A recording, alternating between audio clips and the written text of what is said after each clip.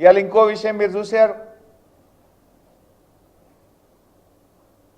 నిన్న మొన్న కాంగ్రెస్ పార్టీ ఆడుతున్న నాటకం స్పష్టంగా తెలిపోయింది. ఇవాళ రేవంత్ రెడ్డే దాడి చేపించిండు అని ఆయనే చెప్పిండు. మనోడే వాళ్ళ ఇంటికి పోయిండు అని చెప్పిండు.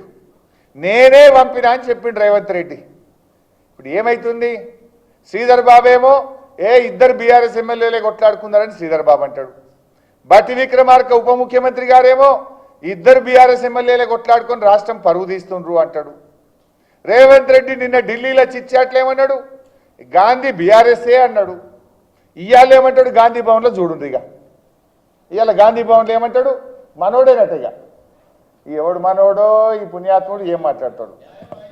బీఆర్ఎస్ కు సంబంధించిన ఎమ్మెల్యే నేను, బీఆర్ఎస్ పార్టీ ఎమ్మెల్యేను, పబ్లిక్ అకౌంట్స్ కమిటీ చైర్మన్ నేను అని చెప్తే, ఇంకో బీఆర్ఎస్ పార్టీ ఎమ్మెల్యే వాళ్ళకి ఏదైనా మనస్పర్ధలు ఉంటే, మీ మనస్పర్ధలు మీకుంటే అక్కడ కాంగ్రెస్ పార్టీపై నెపం పొంది ప్రభుత్వానికి సంబంధించి ఇష్టరాజ్యంగా అడ్డగోలు మాట్లాడుతా ఉన్న వైనాన్ని ప్రజలందరూ కూడా గమనిస్తా ఉన్నారు. మన వాడొకడు వీడొకడు మోపాడు, వాళ్ళు వీళ్ళు వాళ్ళ చెంచాగాళ్ళు కార్యకర్తల మీద కేసులు పెట్టాలనో కార్యకర్తల మీద దాడులు చేస్తామనో ప్రయత్నం చేస్తారు. మన ఇంటికి వస్తామని చెప్పారు, కానీ మనోళ్ళే వాళ్ళ ఇంటికి పోయారు.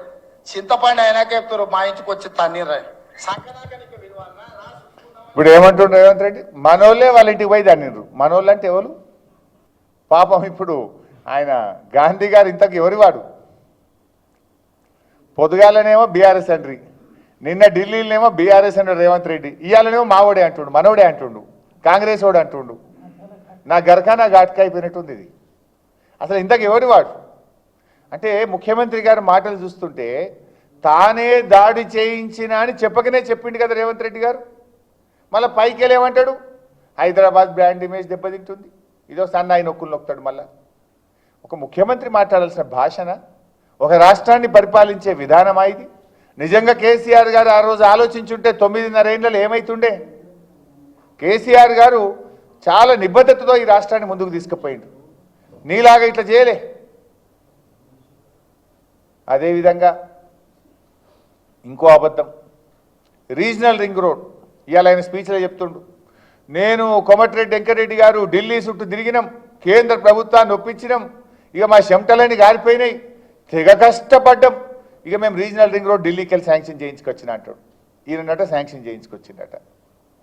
ఏనమ్మా అబద్ధం అంటే జర అతికేటట్టు ఉండాలి. ఇగో కిషన్ రెడ్డి గారి స్టేట్మెంట్ 2022 డిసెంబర్ 6, 2022 డిసెంబర్ 6 ఏమంటాడు?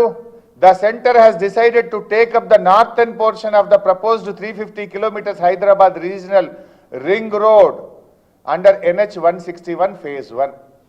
2022లోనే డిసెంబర్లో భారత్మాల ప్రాజెక్టులో రీజనల్ రింగ్ రోడ్ ఇంక్లూడ్ అయింది. కేసీఆర్ గారు